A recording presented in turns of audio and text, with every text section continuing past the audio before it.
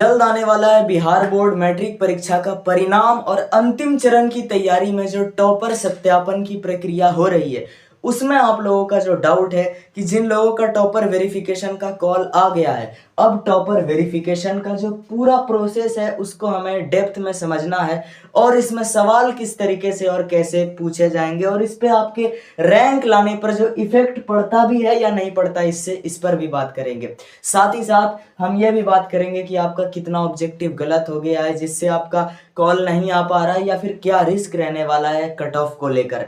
तो सब कुछ वीडियो लंबी हो जाए लेकिन बात बहुत ही डिटेल में डेप्थ में होना चाहिए, कोई एक्सप्लेनेशन में कमी नहीं रहनी चाहिए। तो चलिए स्टार्ट करते हैं। देखिए, टॉपर वेरिफिकेशन, अब चूंकि इंटर का रिजल्ट आ चुका है तो अब मैट्रिक का जो है टॉपर वेरिफिकेशन होने वाला है। इसके लिए होता क्या है, मैं शुरू से बिल्कुल सबसे पहले स्टेप्स बता देता हूँ। तो जैसे कि सबसे पहले उत्तर पुस्तिका का मूल्यांकन पूरा हुआ, उसके बाद आपका आंसर की के आधार पर ओएमआर उत्तर पत्रक का मूल्यांकन भी पूरा हो गया। जैसे ये दोनों पूरा हुआ उसके बाद बड़े स्तर पर जो है डाटा एंट्री हुआ, यानी कि सभी का result pre final and final किया गया और उन रिजल्ट में से जो टॉप 20 के स्टूडेंट आए, टॉप 20 के स्टूडेंट बने, जिसमें से टॉप 20 में 100 या 150 प्लस या फिर 200 के आसपास भी स्टूडेंट हो सकते हैं, 250 300 स्टूडेंट भी हो सकते हैं। पूरे बिहार से टॉप 20 के स्टूडेंट का जो है वो रिजल्ट छांटा गया। उसके बाद जिस भी मूल्यांकन केंद्र पर उनकी कॉपी या उत्तर पुस्तिका होती है वहां से उनकी कॉपी को, आंसर शीट को बिहार बोर्ड अपने बोर्ड ऑफिस पटना में मंगवाता है। इसके लिए वो एक गोपनीय पत्र जारी करता है, गोपनीय पत्रांक, जिसके द्वारा वो मतलब किस दिन वो कॉपी उसके बिहार बोर्ड के जो दूत हैं, मैसेंजर, वो जाएंगे और लेकर आएंगे। तो ये सब का पूरा विवरण रहता है, कहाँ कहाँ से कैसे कैसे, बैग नंबर वगैरह, तो वो सब लेके मान लीजिए कि उसने बोर्ड ऑफिस पटना में पहुंचाया। उसके बाद जो अब आपको टॉपर वेरिफिकेशन का कॉल गया, जिन लोगों के पास कॉल मान लीजिए पहुंच गया, उनको डेट भी दे दिया गया कि अब आपको आना है। तो अगर आप उस जगह पर चले जाएंगे वहां पे तो किस किस तरीके से ये स्टेप होगा, उसके लिए आपको तैयारी में क्या चीज मजबूत करना पड़ेगा, तो चलिए उसको समझते हैं। बट उससे पहले एक थोड़ा सा पहलू ये क्लियर कर देते हैं मार्क्स के कट ऑफ को लेकर। तो अगर हम डेटा की एकदम सीधा से बात करें तो 2023 में जो टॉपर वेरिफिकेशन कॉल गया था वो 466 से स्टार्ट था, यानी 65 प्लस।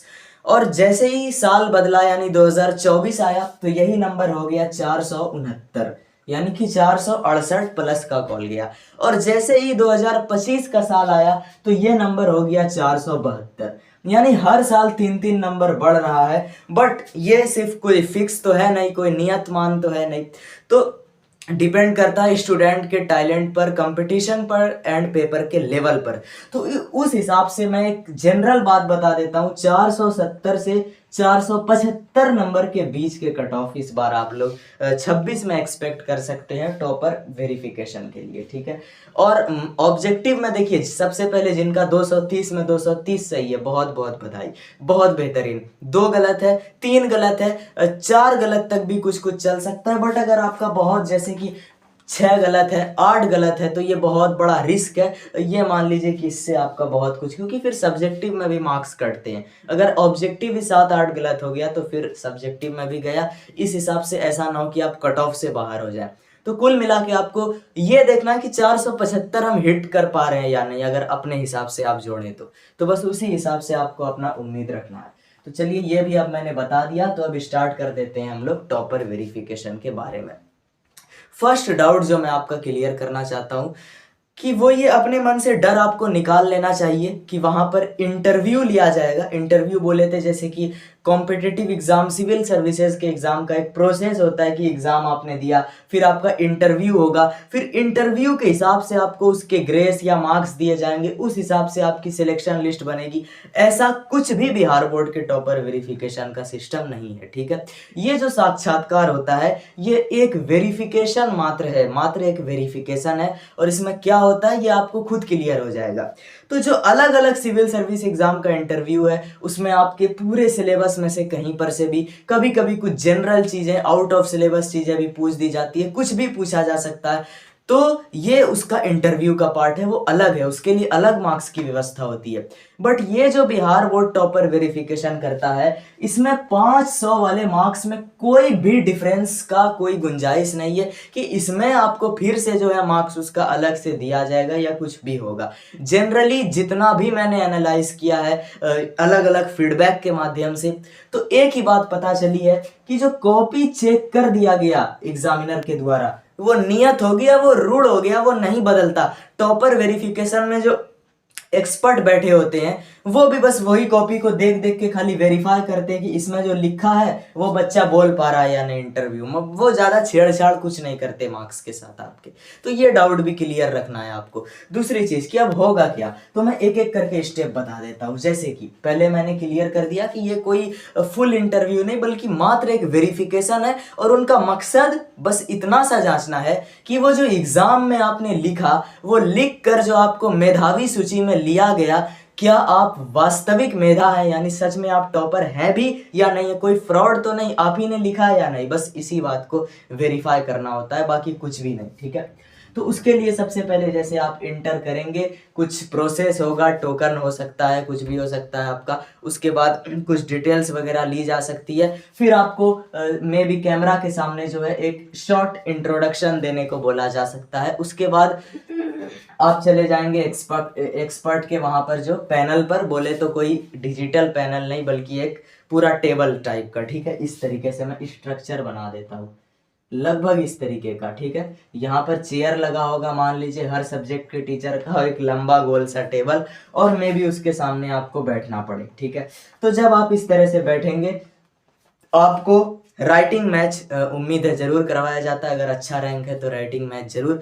तो वहां पे ये देखा जाएगा कि बेसिकली जो कॉपी में लिखा हुआ आंसर शीट पर राइटिंग है, वो राइटिंग स्टूडेंट टॉपर वेरिफिकेशन में मैच कर पा रहा है या नहीं, यानी कि फिर से वही मकसद कि जो कॉपी एग्जाम में लिखी गई है वो एक्चुअल में आप ही ने लिखी है या नहीं, इसी को सत्यापित करना।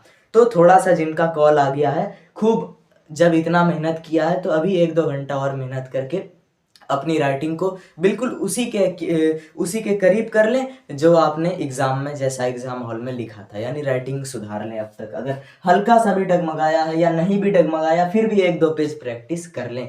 ठीक है, ये मान के चले कि बहुत बहुत संभावना है कि राइटिंग वेरिफिकेशन जरूर होगा। उसके बाद आपका जो है क्वेश्चन वेरिफिकेशन, यानी कि इंटरव्यू टाइप का शॉर्ट इंटरव्यू। कैसा इंटरव्यू, बस मकसद वही कि वेरीफाई करना है कि आप ही थे या नहीं, कोई और तो नहीं लिख दिया था। तो इसके लिए क्या करेंगे, मूल रूप से वो 2 सोर्स से क्वेश्चन करेंगे।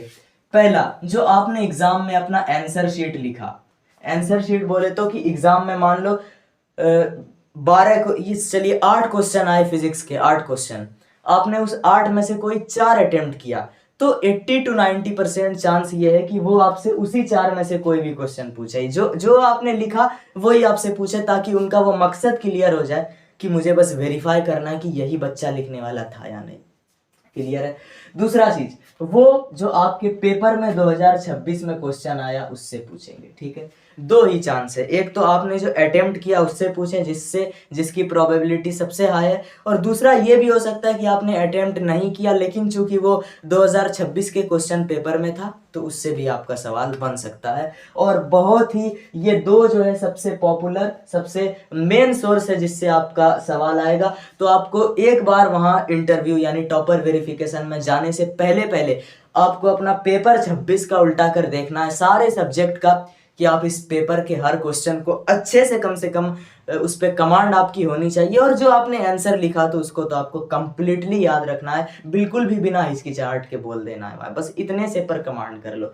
और मैथ अगर है तो मैथ के लिए 9th का कुछ ऐसा बहुत बार देखा गया, जैसे कि a³ - b³ का फार्मूला, कुछ भी ऐसा फार्मूला जो कि डायरेक्टली 10th में आप पढ़ते नहीं हो बट इनडायरेक्टली यूज करते हो, या फिर 9th में वो पॉपुलर फार्मूला थे, उसको उठा के पूछ दिया जाता है। चूंकि मैथ है तो यहाँ पर कोई भी फार्मूला पूछा जा सकता है जो कि बस 10th लेवल तक का हो, तो आपको फार्मूला को एक बार ध्यान रख लेना है जरूर से। बस इतना हो गया। और निबंध हिंदी में, जैसे कि जो निबंध आपने लिखा उम्मीद है वही निबंध आपसे फिर से लिखवाया जाएगा, तो फिर भी जो 2026 के पेपर में एटलीस्ट निबंध आया है उस पर आप अपनी पकड़ मजबूत कर लें। तो ये मैंने बता दिया इतना कि टॉपर वेरिफिकेशन का जो डर है ना कि फुल इंटरव्यू, इसको ख़त्म करें, बस एक वेरिफिकेशन मानकर चले।